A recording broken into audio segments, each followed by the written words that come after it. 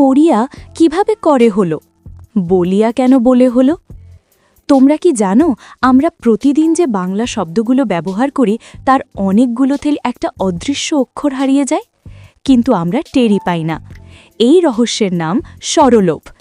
আজ যদি এই একটা মাত্র নিয়ম পরিষ্কারভাবে বুঝে ফেলো, তাহলে বাংলা ব্যাকরণ তোমার কাছে 50% সহজ হয়ে যাবে।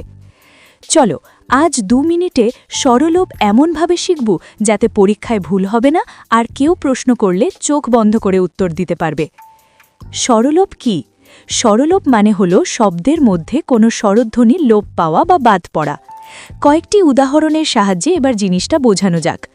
করিয়া করে, বলিয়া বলে, খাইয়া খেয়ে।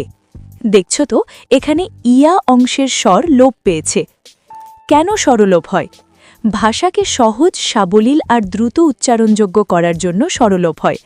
স্বরলোপ বিভিন্নভাবে হতে পারে। 1. আদি স্বরলোপ, শব্দের আদি স্বরধ্বনি লোপ পাওয়া, যেমন অলস, লস, উঠ, ট। 2. মধ্য স্বরলোপ, শব্দের মধ্য স্বরধ্বনি লোপ পাওয়া, যেমন বসিয়া, বসে, করিয়া, করে। 3. অন্ত স্বরলোপ, শব্দের অন্ত স্বরধ্বনি লোপ পাওয়া, যেমন আশা, আশ, গাছা, গাছ। এখন কমেন্টে লিখে বলো তো খাইয়া শব্দের স্বরলোপ রূপ কী হবে?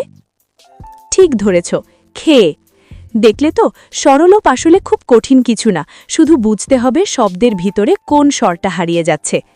এমনভাবে যদি বাংলা ব্যাকরণ শিখতে চাও যাতে কঠিন জিনিসও সহজ লাগে, তাহলে এখনই চ্যানেলটা সাবস্ক্রাইব করো, ভিডিওটা ভালো লাগলে লাইক দাও, আর যাদের ব্যাকরণে ভয় লাগে তাদের সাথে শেয়ার করো। মনে রেখো, বাংলা দুর্বল না, আমরা বুঝে পড়ি না। বাংলা শিখুন, গল্পে ডুবুন, আর জ্ঞানকে করুন নিজের শক্তি।